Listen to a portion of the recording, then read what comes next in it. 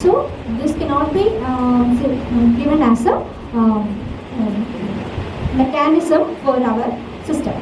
Here, these are some of the transition state vibrations, and this is the activation.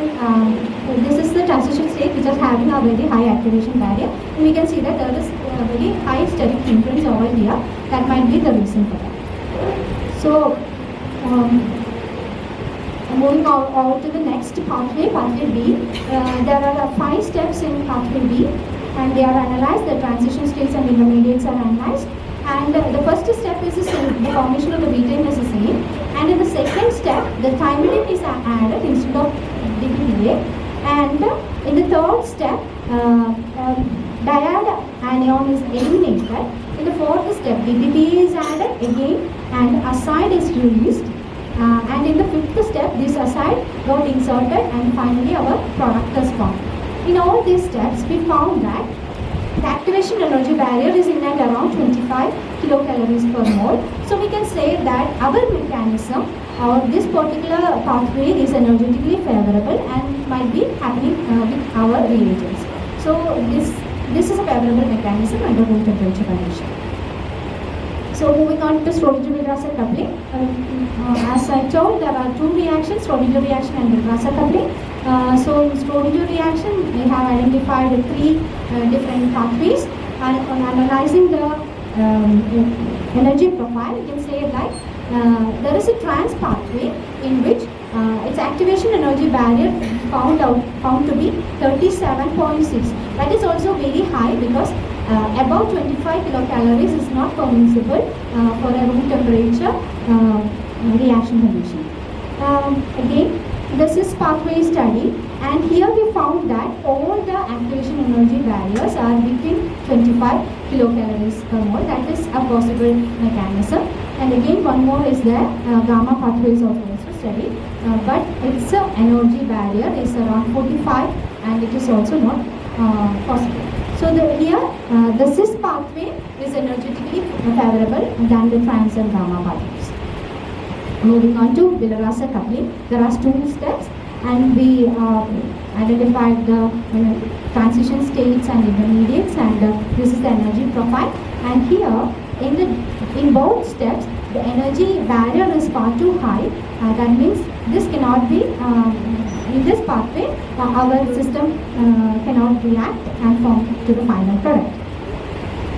So if we want to see the entire picture, this is the Schrodinger reaction section in which iminophosphine is formed. There are 3 pathways studied, and the trans pathway is found to be a high energy, so we can neglect that. Gamma pathway is also of high energy, so we can neglect that. And about the cis pathway, this is the most favorable one. And the Wilrasser coupling is also connected, and we got the entire scheme. But the Wilrasser pathway is having a very high energy barrier, so we need to explore more on it. So let me summarize my chapter 2. The 2 possible pathways for Misnobo reaction mechanisms investigated. In pathway A, reaction rate determining step has a significantly high activation energy barrier, making it impractical for the reaction to occur at room temperature. The DFT studies clearly indicate that our reaction proceeds through pathway B. And the Schrodinger-Wilrasser coupling, energy profile was studied and the possible intermediates were identified. In Schrodinger mechanism, cis pathway is energetically more favorable than the trans and gamma pathways. And for Wilrasser, transition state says that it is actually just having a very high energy barrier, so we need to investigate on it.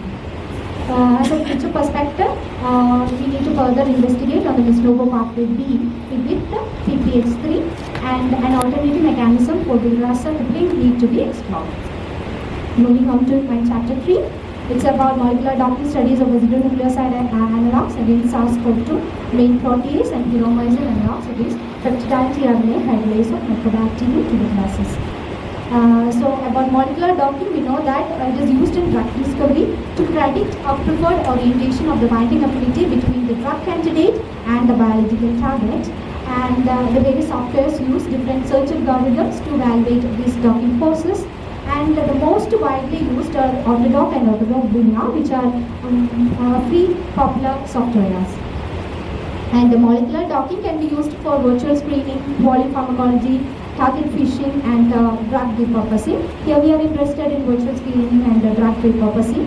The drug repurposing, our molecule, acetylthymidine is a perfect example for that, because it is developed in 1960 as an anti-cancer drug, and it is repurposed. It is used as an antiviral drug in order to treat HIV. We have analyzed a lot of acidonucleoside and puromycin analogs from literature. So, through virtual screening process, we need to identify the potential ligands among these acidonucleoside analogs and PMA analogs against SARS-CoV-2, main protease, and peptide tRNA hydrolase of Mycobacterium tuberculosis. So, there is acidothymidine and puromycin and its analogs we have synthesized with us. And along with that, in order to study, do docking studies, we have identified similar compounds from literature which have an acid group in it and which is connected to a nucleoside, and we named it as acidonucleoside analogs. And around 108 acidonucleoside analogs were designed and optimized using DFT and used in our docking studies. And this is docked with SARS-CoV-2 main protease. We know that it is a crucial protein present in coronavirus, and its role is in processing the viral polyproteins translated from viral RNA. On inhibiting this protein, we can stop the viral replication, block the viral replication. And the main attraction is that the human protease like the similarity, so it can be used as used in therapeutics. Also, we got a study saying that it has a good interaction with the SARS-CoV-2. This acetylthymidine has a good interaction with SARS-CoV-2 main protease. So that's why we have selected this particular target protein.